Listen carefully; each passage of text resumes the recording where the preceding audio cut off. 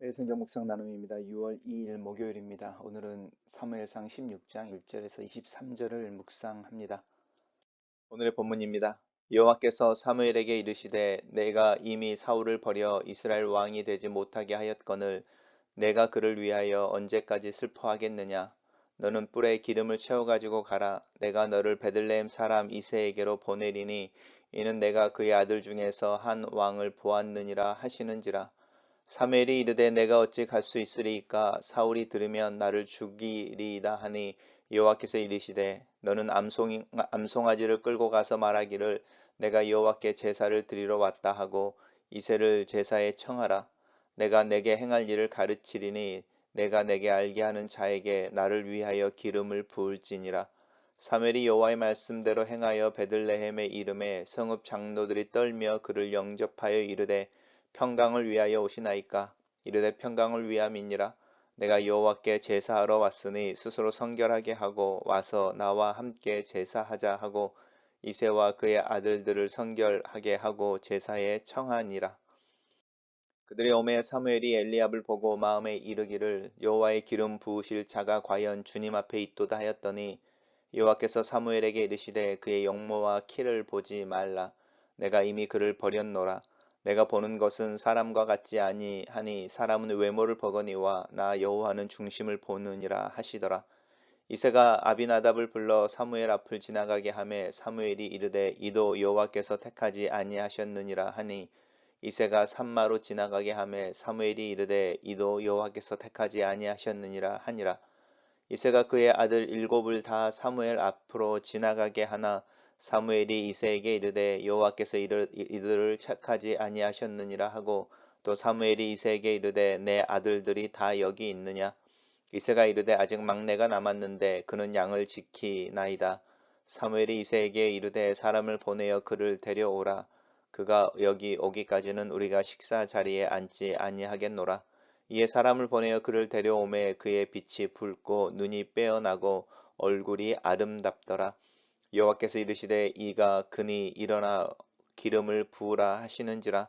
사무엘이 기름 뿔병을 가져다가 그의 형제 중에서 그에게 부었더니 이날 이후로 다윗이 여호와의 영에 크게 감동되니라. 사무엘이 떠나서 라마로 가니라. 여호와의 영이 사울에게서 떠나고 여호와께서 부리시는 악령이 그를 번뇌하게 한지라. 사울의 신하들이 그에게 이르되 보소서 하나님께서 부리시는 악령이 왕을 번뇌하게 하온즉 원하건대 우리 주께서는 당신 앞에서 모시는 신하들에게 명령하여 수금을 잘 타는 사람을 구하게 하소서. 하나님께서 부리시는 악령이 왕에게 이를 때에 그가 손으로 타면 왕이 나으시리이다 하는지라. 사울이 신하에게 이르되 나를 위하여 잘 타는 사람을 구하여 내게로 데려오라 하니 소년 중 한 사람이 대답하여 이르되 내가 베들레헴 사람 이새의 아들을 본즉 수금을 탈 줄 알고 용기와 무용과 구변이 있는 준수한 자라. 여호와께서 그와 함께 계시더이다 하더라. 사울이 이에 전령들을 이새에게 보내어 이르되 양치는 내 아들 다윗을 내게로 보내라 하매 이새가 떡과 한 가죽 부대에 포도주와 염소 새끼를 나귀에 실리고 그의 아들 다윗을 시켜 사울에게 보내니 다윗이 사울에게 이르러 그 앞에 모셔 섬에 사울이 그를 크게 사랑하여 자기의 무기 드는 자로 삼고 또 사울이 이새에게 사람을 보내어 이르되 원하건대 다윗을 내 앞에 모셔 서게 하라. 그가 내게 은총을 얻었느니라 하니라. 하나님께서 부르시는 악령이 사울에게 이를 때에 다윗이 수금을 들고 와서 손으로 탄즉 사울이 상쾌하여 낫고 악령이 그에게서 떠나더라. 오늘의 본문은 세 개의 단락으로 나누어져 있습니다. 첫 번째 단락입니다. 사울을 위하여 슬퍼하던 사무엘에게 하나님이 나타나십니다. 그리고 언제까지 그를 위하여 슬퍼하겠느냐라고 말씀하시면서 사울에 대해서 하나님이 결심하신 그 결심에 대해서 확고하게 말씀하십니다. 그리고 사무엘에게 이야기하기를 뿔에 기름을 채워가지고 베들레헴 사람 이새에게로 가라라고 말씀하십니다. 우리 이새가 이야기되어지면 자연스럽게 룻기가 생각나셔야 합니다. 룻과 보아스 사이에서 태어난 아들이 오벳이었고 그 오벳의 아들이 이새입니다. 별로 안 됐죠. 이제 룻이 사실은 이새의 할머니인 거죠. 할머니인 거고 보아스가 할아버지인 거니까 네, 그 사이에 벌써 어쩌면 사무엘하고도 그 생애 속에서 오버랩이 자연스럽게 되어지는 어떤 영역도 성경에서 말하고 있지 않지만 있습니다. 예를 들어서 우리가 아브라함과 이삭과 야곱과 요셉 이렇게 이야기할 때에 그 한 사람이 죽고 그 사람이 태어나는 듯한 느낌을 받지만 사실은 우리가 일반적으로 생각해 본다면 아브라함의 할아버지일 때 사실은 이삭과 야곱이라고 하는 이 야곱이 아브라함과 함께 살았던 시간이 있을 겁니다. 그리고 또 요셉이라고 할 때 요셉이 이삭과 함께 살았던 시간들 어쩌면 아브라함과 이삭과 야곱과 요셉이라고 하는 이 4대가 시간으로 이렇게 오버랩되어져 있는 시간들이 있는데 우리가 성경을 읽을 때 우리 일상생활에서 우리 할아버지가 살아계실 때 사실 우리가 있어서 할아버지를 기억하는 이런 것들을 잊어버리고 성경을 읽는 경향이 있습니다. 그리고 이세에게 7명의 아들 플러스 원이 있었던 것이 이제 그 다음에 나오는데요. 이제 이세의 아들 중에서 한 왕을 보았다라고 말씀하십니다.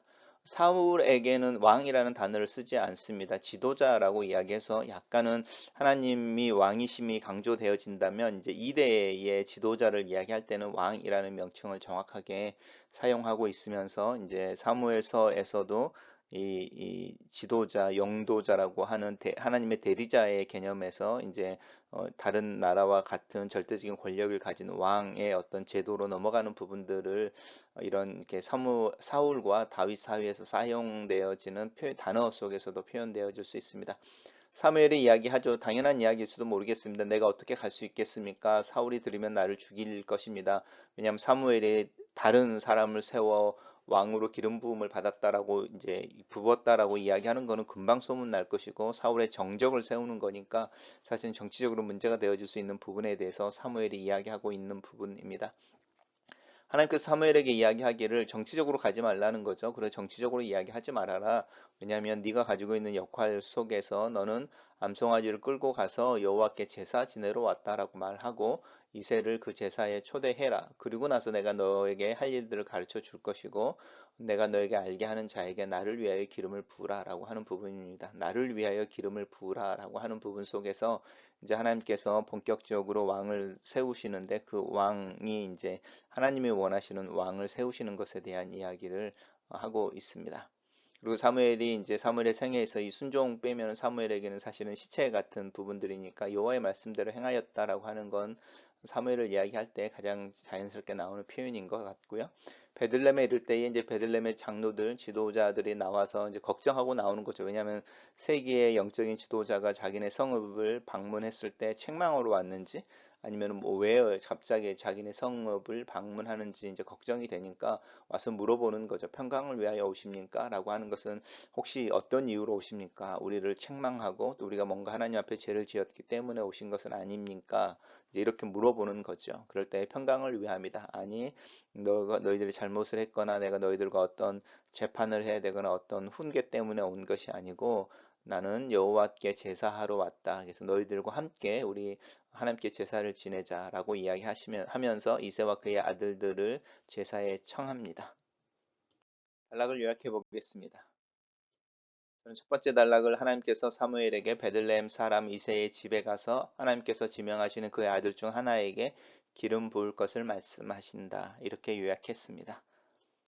두 번째 단락입니다. 두 번째 단락은 이제 이 엘리압에서부터 그리고 이제 아비나답, 삼마라고 이야기하는 세 명의 이제 첫째, 둘째, 셋째의 아들들이 나오는데 이 아들들의 외모나 이런 부분들을 볼 때 사무엘 같은 경우는 첫째 아들, 둘째 아들이 마음에 들었던 거죠. 용모나 키 이런 부분들을 이야기할 때 과연 여호와께서 기름 부으실 자가 주님 앞에 있다 이렇게 말하는 부분이고 어쩌면 사무엘의 인간적인 모습일 수도 있습니다. 사울을 이야기할 때도 사울의 그 용모의 준수함, 키가 일반 이스라엘 사람들보다 한 자나 더 컸다라고 말하는 그 어떤 외모적인 탁월함에 대한 이야기를 하고 있는데 이 본문에서는 이제 분명하게 하나님께서 말씀하시죠. 사람은 외모를 보거니와 나 여호와는 중심을 본다. 사무엘은 사람인 거죠.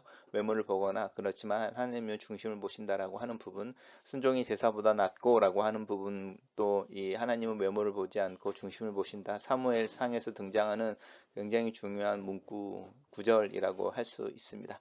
7명이 다 지나갔는데도 하나님께서 택하지 않으시자 이제 사무엘이 사실은 사무엘의 총명함일 수도 있죠. 여호와께서 이들을 택하지 아니하셨다라고 말하면서 분명히 7이 다 지나갔는데 하나님 아무 말씀 안 하실 때에 자연스럽게 이제 드는 질문이 아들이 더 있냐? 이렇게 물어보는 부분이겠죠. 그래서 이제 물어보는 것이고 이새가 말하기를 막내가 남아 있는데 들에서 양을 지키고 있다. 사무엘이 이새에게 이야기하기를 그를 얼른 데리고 와라. 그리고 그 데리고 오는 것을 촉박하게 이야기하기 위해서 그가 오기 전까지는 우리 식사 자리에 앉지 않겠다라고 이렇게 빨리 데리고 올 것에 대해서 이야기합니다. 재미있는 것은 사람은 외모를 보거니와 나 여호와는 중심을 본다 이렇게 말씀하셨는데 이 사무엘상의 기자라고 하는 저자는 다윗을 묘사할 때 그의 빛이 붉고 눈이 빼어날고 얼굴이 아름답더라라고 외모를 이야기하고 있다는 부분입니다. 이 빛이 붉다라는 것은 머리카락이 아마 빨간색이지 않았을까? 이제 붉은색이었을 것 같고요. 눈이 빼어나다라는 것은 눈에 총기가 있었다라는 것입니다. 그리고 얼굴이 아름답다라고 하는 것은 이제 잘생겼다는 뜻이죠. 준수하다라는 뜻이니까 뭐 그것이 마음을 이야기하든 외모를 이야기하든 사실은 얼굴이 아름답다라고 이야기할 때는 준수함을 이야기합니다. 그러니까 아이러니한 부분이 있죠. 용모나 키에 대한 이야기를 하지 않고 중심을 이야기하시는데 사실은 여전히 다윗이 묘사되어질 때는 외모에 대한 이야기로 묘사되어지고 있는데 왜 이럴까 한번 생각해 보시면 좋을 것 같습니다. 우리 눈에 보이는 또 우리가 물질과 시간과 공간에 살고 있는 사람들이라고 할 때 어떤 사람들을 평가해내고 그 사람이 정말로 괜찮은 사람이라는 걸 묘사할 때 어쩌면 이 외모라는 부분을 부정할 수 없는지도 사실은 모르겠습니다. 씁쓸한 부분일 수도 있고요. 그런데 이제 여기서 강조하려고 하는 것은 다윗이 아직은 어린아이인 거죠. 그래서 이 외모라고 하는 부분들 어린아이 때 귀여움이 그 아이를 이렇게 잘생겼다, 준수하다, 지도자가 될 만하다 이렇게 이야기하는 건 아닌 거죠. 어린아이의 용모를 가지고는 귀엽다든지 그냥 우리가 잘생겼다라고 말하지 왕이 될 만한 가치가 있는 용모 이런 뜻은 아니라는 것 다윗의 용모와 관련되어진 부분에서 기억해 보시면 좋을 것 같습니다. 사무엘이 이제 기름 불병을 가져다가 이제 다윗에게 기름을 붓고 이제 다윗이 그 이후로 하나님의 영에 크게 감동하였다라고 하는 이 하나님의 영에 크게 감동하였다라고 하는 부분이 이제 다윗에게 중요한 사건이 됩니다. 단락을 요약해 보겠습니다. 사무엘은 이새의 아들들을 하나씩 만나본다. 사람은 외모를 보나 하나님은 중심을 보신다. 이새의 7 아들 외에 들에 있던 다윗을 불러들이고 사울은 다윗에게 기름을 붓는다. 이렇게 요약했습니다.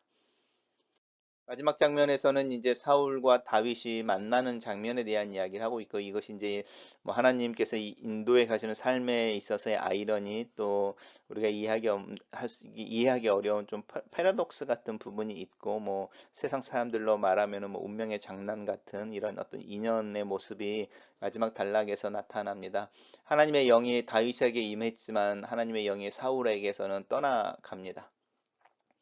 그리고 하나님께서 부리시는 악령이 사울을 번뇌하기 시작합니다. 이 번뇌한다라는 것은 이렇게 놀랍게 한다, 뭐 놀랍게 한다, 두려워지게 한다, 뭐 슬퍼하게 한다 이런 거에서 오늘날로 이야기하면 우울병이나 아니면 어떤 환각 같은 걸 보면서 두려워하지 않았나, 뭐 악몽을 꾼다든지 뭐 이런 부분들인데 이제 우리가 그 앞에서 경험해왔던 사울의 어떤 경험들을 볼때 이제 자신의 지위가 부정되어지고 요나단이 자기 아들이지만 아들을 죽여서라도 세우려고 했던 자기의 권위가 반발하는 백성들에 의해서 부정되어지는 거죠. 부정되어지고 또 아말렉의 사건으로 인해서 하나님으로부터 버림을 받고 사무엘을 다시는 만날 수 없고 이런 굉장한 분리의 경험들 속에서 사실은 사울은 정신적으로 굉장히 많은 타격을 입었을 것을 우리 예상해 볼 수 있습니다. 하나님의 영과 하나님께서 부리시는 악령이라고 하는 표현도 좀 비교해 보시면 좋을 것 같습니다. 성령이 사울이 아니라 다윗에게 임하고 이제 그 비어버린 사울의 어떤 영적인 공간이 있을 텐데 그 공간을 다른 것들이 채우는 부분들이고요. 여호와께서 부리신다라고 이야기하는 부분이 오늘 계속 본문에서 나오는데 이것은 꼭 하나님께서 사울을 괴롭히려고 이 악령을 보내셨다, 뭐 이거 심판하고 혼내려고 이런 부분이라기보다는 이제 이 사울이 왕위에서 벗어나게 되어지는 왕위에서 폐위되어지는 과정인데 그것 속에 이제 하나님의 어떤 뜻이 있고 하나님의 섭리가 있다라는 걸 좀 더 강조하는 것 같고요. 그리고 또 선한 영, 성령이든 또 악한 영이든 간에 사실은 하나님의 허락하심 안에서 움직이는 부분들이 사실은 있지요. 이제 신하들이 이 악령 때문에 우울해지고 두려워하는 사울을 안정시키기 위해서 요즘으로 말하자면 뮤직 세라피를 적용해 보려고 하는 거죠. 음악을 적용해서 사울을 좀 진정시켜 보려고 하는 아이디어를 내는 것 같습니다. 수금을 잘 타는 사람을 데리고 와서 그 사람이 이제 수금으로 타면 왕이 나은다라고 하는 이 나은다라고 하는 부분은 완쾌되어진 게 아니고 그때의 그 증상들이 없어질 것이다. 그리고 이제 이 부분이 한 번이 아니고 이제 수시로 이렇게 약간 발작 증세처럼 나타나는 그런 모습이 사울에게 있다는 것을 암시해 줍니다. 그럴 때에 이제 이 소년 중에 한 사람이라고 하는데요. 이제 사울을 섬겼던 어떤 이제 젊은 사람들이겠죠. 젊은 친구들 중에 하나가 베들레헴의 이세의 아들을 보았다. 다윗을 이야기하는 것이죠. 수금을 탈 줄 알았다. 용기가 있었다. 무용이니까 춤도 추는 거죠. 구변이 있었다라고 하는 거 말도 잘했다라는 뜻입니다. 그래서 옆에 두고 있으면 노래도 잘하고 수금도 타고 또 때로는 춤도 추고 또 말동무도 되어주고 또 전쟁에 나갔을 때는 동반을 해줄 수 있는 여러 가지 이제 최적화되어진 어떤 그 사울의 최측근으로서 추천할 만한 사람이다라고 말하면서 여호와께서 그와 함께 계시더라라고 하는 부분입니다. 근데 재미있는 것은 사울이 이 다윗을 데리고 오라고 하는 거죠. 어쩌면 사울은 다윗을 궁금해했을 수도 있죠. 그리고 하나님이 자신과 함께 있었는데 자신을 떠나버린 것 때문에 괴로워하고 있는 사울에게 다윗은 또 다른 형태의 대리만족이었을지도 모르겠습니다. 어쨌든 사울이 이제 다윗을 보내라고 하는데 여기서 이제 왕의 모습이 나타나는 거죠. 이새에게 보내어 이르되 네 아들을 내게 보내라라고 말할 때 이새가 반대할 수 없는 것이죠. 이게 이제 사무엘이 왕에 대한 이야기를 하면서 너희들이 왕을 요청하고 있는데 이제 왕이 세워지면 그 왕이 너희의 아들들을 오라 가라 할 것이다라고 하는 부분이 이 본문 속에서 그대로 적용되어지고 있는 굉장히 아이러니한 모습을 보여줍니다. 이새가 떡과 한 가죽의 포도주와 염소 새끼를 나귀에 실어서 이제 사울에게 보내는 선물인 거죠. 그리고 다윗을 보고 이제 사울이 마음에 들어서 자기 무기를 드는 자로 삼았다라는 것은 최측근으로 삼은 것이죠. 이렇게 신하들을 최측근으로 삼을 때는 이제 안전과 또 조언에 대한 이야기를 하고 있다면 자기 무기를 드는 자로 삼는다라는 것은 그것보다도 훨씬 큰 자기의 목숨을 이렇게 담보로 하는 또 자기의 목숨 전쟁터에서 이렇게 죽고 사느냐의 그 현장에서 자식이 옆에 있는 거고 자기가 무기가 가지고 있는 게 아니고 자기 무기를 들고 있는 사람이니까 굉장히 신뢰하는 사람으로 세웠다라고 하는 부분이고 사울이 이제 이새에게 다윗이 나와 함께 있을 것이다라고 이야기합니다. 그리고 맨 마지막 절에서는 하나님께서 부르시는 악령이 사울에게 이를 때면 다윗이 수금을 들고 타서 사울이 상키하고 낫고 악령이 거기서 떠나갔다라고 사울과 다윗의 관계 또 그 속에 있는 하나님의 개입에 대해서 이야기하고 있습니다. 단락을 요약해 보겠습니다. 하나님의 영이 떠난 사울이 번뇌하고 괴로워하자 신하들은 음악으로 사울을 평안하게 하려 하여 수금을 탈 줄 알고 용기와 무용과 구변에 능한 준수한 소년으로 다윗을 택하여 사울의 궁에 들인다. 이렇게 요약했습니다. 첫 번째 묵상 나눔입니다. 하나님은 역사의 주관자이시다. 하나님은 인간이 아니심으로 자신의 뜻을 세우시고 그것을 반드시 이루시는 분이시다. 하나님의 일하심은 때때로 드러나며 누구에겐가는 보임이 된다. 대부분의 사람들은 하나님의 일하심을 알지도 못한다. 보지도 못한다. 사무엘은 하나님께서 일하시는 과정을 또 일하시는 의도를 잘 알고 있다. 하나님께서 사무엘에게 자기의 마음과 계획을 알리시고 보이시기 때문이다. 사무엘이 어렸을 때 먼저 말을 거신 분도 하나님이셨다. 그리스도인으로 살면서 하나님의 음성을 듣는 것이나 하나님의 뜻을 분별하는 것에 민감해하는 내 자신을 본다. 말하는 이들의 뜻과 진실을 분별하려고 또 실눈으로 어떤 사람들을 바라보기도 한다. 하지만 개인적으로 하나님의 뜻, 하나님의 일하심을 알고 따르고 참여하고 싶은 마음이 내게도 많다. 내 욕심이 아니라 하나님께서 그렇게 해 주시기를 기도한다. 두 번째 묵상 나눔입니다. 사람은 외모를 보나 하나님은 마음의 중심을 보신다. 사무엘은 사람의 모습으로 나타난다. 이새의 첫 아들의 외모를 보고 혹시 그가 기름 부음을 받을 자가 아닐까 하지만 하나님은 일곱 형제들 사이에도 끼지 못하여 들에 남아 양을 치고 있던 막내 다윗을 선택하신다. 사무엘이 영적으로 위대한 인물이지만 그는 분명 사람이다. 자기 아들들의 잘못에 대해 단호하지 못한 모습이나 사울과 엘리압의 외모를 보고 감동을 받는 모습이나 다만 하나님께서는 사무엘과 함께 하시기 때문에 하나님께서 그와 함께 하셔서 사무엘은 성경에 남는 이스라엘 역사의 전환기를 살아낸 큰 인물이 된다. 나 또한 사람이다. 외모와 소리, 소문에 민감한 사람이다. 나름 편견과 아집, 습관과 스타일을 가지고 있다. 다만 하나님께서 함께 하셔서 하나님의 은혜로 교회를 이루고 섬기고 있는 것을 다시 한번 기억한다. 세 번째 묵상 나눔입니다. 사울과 다윗의 생애가 교차되기 시작한다. 다윗에게는 하나님의 영이 임하고 사울에게서는 하나님의 영이 떠난다. 악한 영이 사울의 빈 영혼을 채운다. 다윗은 사울을 치료하는 음악가로서 그 옆에 서게 된다. 인생이 참 아이러니하고 우습다. 인생에서 인연이라는 것이 있음을 느낀다. 시간과 공간이 겹쳐질 때면 같이 살아야 한다. 그 겹쳐진 삶의 기간에 많은 일이 발생한다. 그러나 그 또한 하나님의 인도하심 때문인 것을 믿는다. 글로 쓰는 기도입니다. 하나님의 기름 부으심을 생각합니다. 나에게 부어진 하나님의 성령을 인하여 감사합니다. 내 안에 계시는 하나님의 영이신 성령이 온전히 내 안에서 대접을 받고 섬김을 받고 있는지 내 믿음과 행동을 점검해 봅니다. 내 안에 계시나 외롭고 외면을 당하시는 성령께 회개와 사죄의 마음을 드립니다. 성령이 내 안에 계셔서 나로 하나님을 아버지로 예수를 그리스도라 고백하게 하시는 은혜를 감사합니다. 내 마음에 내 안에 계시는 하나님의 영으로 말미암아 오늘 하루 평안하고 정직하며 기쁨이 넘치게 도와주시옵소서. 예수님 이름으로 기도합니다. 아멘.